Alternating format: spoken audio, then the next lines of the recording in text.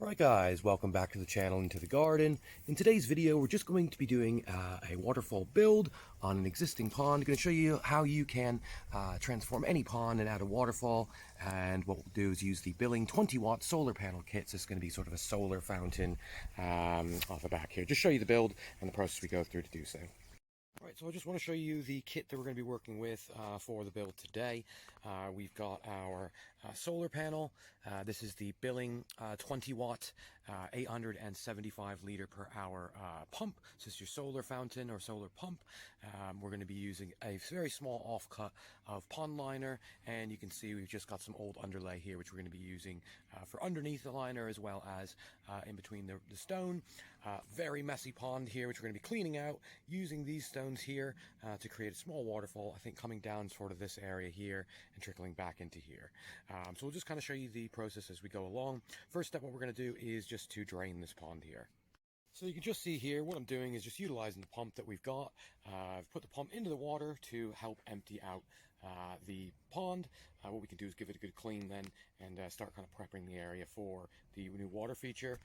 This is just off the back of our 6-hole mini golf course. The project on the channel if you're interested in see how this was built. We've got a few ponds on here and we're kind of going around and sort of fitting a few of the solar fountains and building small water features here just to show some sort of different styles of water feature as well. Again, with the solar pumps and panels, I find them to be quite good. I do have the 20w already working on my bubbling stone feature with a battery backup, and that seems to work really well. Does get an extra sort of 5 or 6 hours out of it when there's sort of no sun or kind of dark skies. Again, with the solar as well, it means I don't need to run any sort of wires or cables anywhere. I can just kind of plug it in and forget. Of course, gives you a decent long cable here, which is so you can move your solar panel to the most ideal spot to catch the sun as well. But as we're kind of draining this, again, it's just the thoughts of kind of design. Now, when it comes to building your sort of water features, I find one thing to do is kind of step back from the area, kind of gauge where your sight lines are. So perhaps, you know, if you're going to be wanting to look at it from a patio or out the kitchen window, things like that, as to kind of angle and direction your waterfall to sort of face you when you're in those positions. Now, again, I have many water features on the property that we've built. Certainly check out the channel if you're interested to see some of the other builds that we've done. But again, with that said, this one here, the sight line works out to be sort of somewhere in the order of here. So that's kind of how we're going to start planning. Once we get this drained, what we'll do is lift the artificial grass here, pull all the rocks out, and start making our sort of channel going up so we can then add the liner down onto there. So just to show you here, we've got that nearly all drained. As I say, what we're going to do, take out some of the stones that were already in here, as we're going to use these for our existing waterfall. Going to clean out this area a little bit as well, just make it sort of nice and clean and tidy for when we get this all set up. And again, start removing the bricks, grass around this area. Essentially what we're going to be doing is overlaying the offcut of liner into the pond, and this is a simple way that you can add a waterfall onto an existing pond if you have one in place. So what we'll do is just kind of get this area prepared and show you the next steps. So as you can see here, we've taken away the artificial grass around the sides, nearly all drained in the bottom here. What we're going to do is start digging our little channel out here, build a couple steps into it to keep the water different movements and different levels.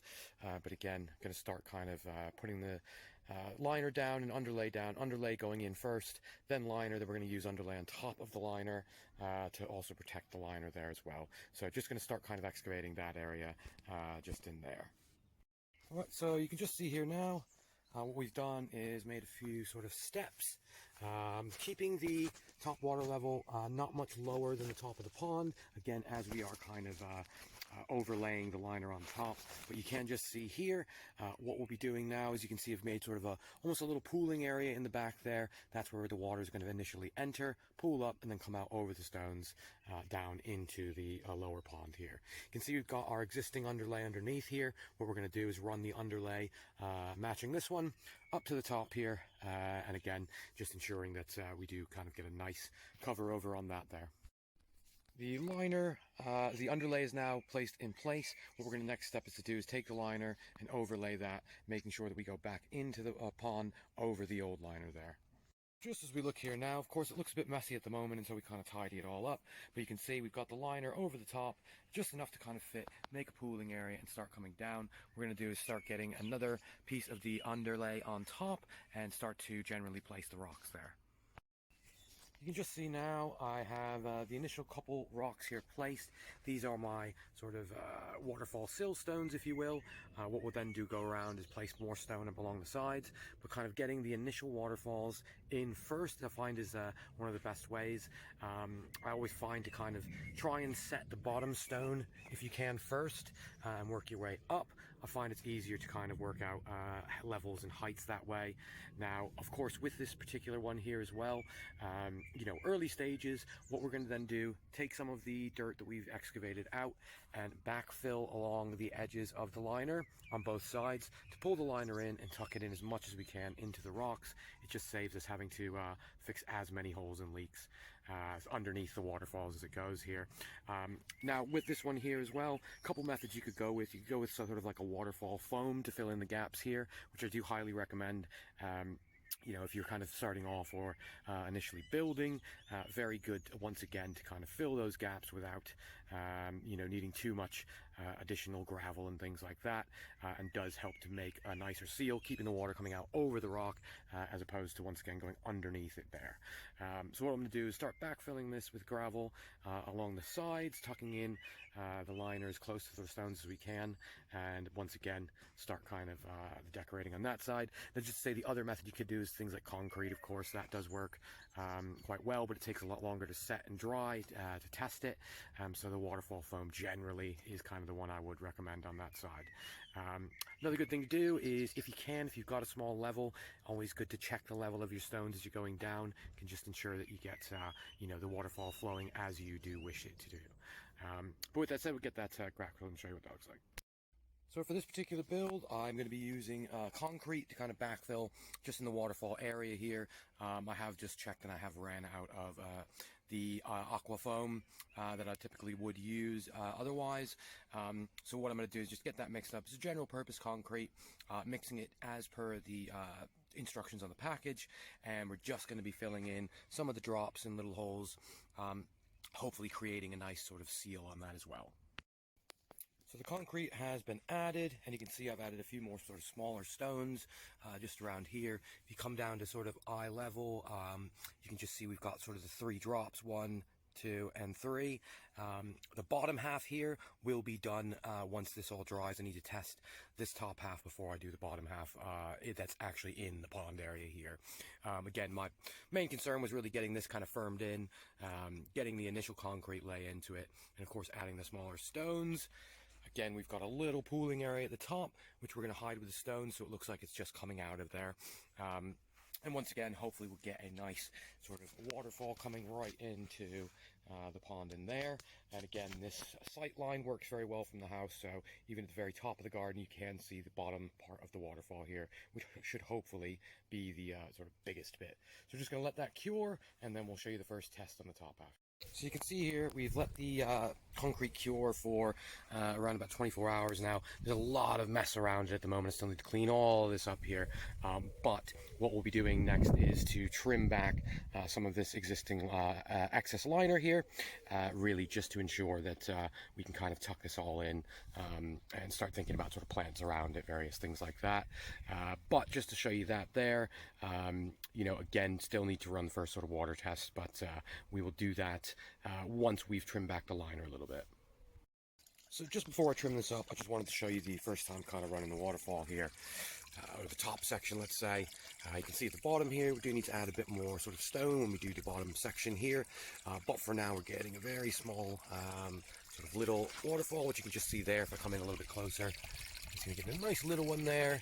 Got almost like a little stream bend coming into here. And then off the bottom here, once this is sort of fixed in, just underneath that bit, we should get a little bit better blade off that. Again, though, I'm just going to trim back all the excess liner and start to work on the bottom half here and show you that.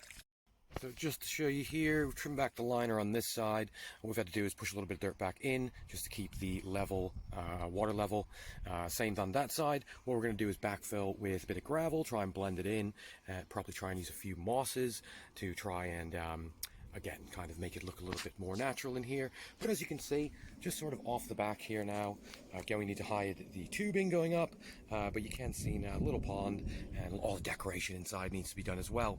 But so at least with the start of the waterfall, I'm fairly happy with it. I think it's going to need the battery backup on this one just to kind of keep it even flow for most of the day.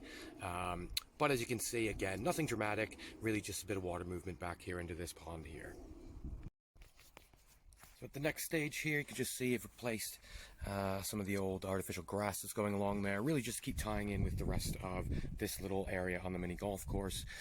Again, trim back the liner. As you can see, we're starting to sort of backfill this little area here. What I've managed to do is hide the tubing just under this ledge here, and you can just see it comes out there. For now, I've put this sort of log that was in there just on top. Again, I'm going to try and hide where that water is coming out from, just so you really can't see. But again, taking a step back now, you know, it's starting to look a little bit more sort of in place, if you will. So we're going to keep going and sort of hiding the liner, but also adding a few plants as well, I believe, or mosses alongside here. So just to show you now, with the mosses and things added, we've kind of gone and hid most of the liner in there. Again, it kind of creates a nice little trickle. You can just see in here, got nice little kind of falls coming in. This one's not meant to be as big or dramatic. Again, I'm trying to kind of make a little bit of a different style on this one, where our middle fall is the kind of one that's attention grabbing. Gives us a little bit of a stream down here and then off the bottom there. But yeah, certainly let me know your thoughts on this. Again, guys, I'm using the Biling solar kit with this for the solar waterfall, solar fountain, if you will. Really just kind of run in the background, no wires needed, so that's why I really like using this kit. As you can see, quite powerful as well, so really done quite a good job on that. But with that said, guys, I'll put the product link in the comment section below. If you haven't checked out the friends of the channel, they'll be in the comment section below as well.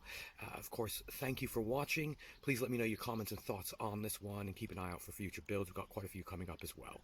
With that said, of course, thanks for watching. We'll see you in the next one.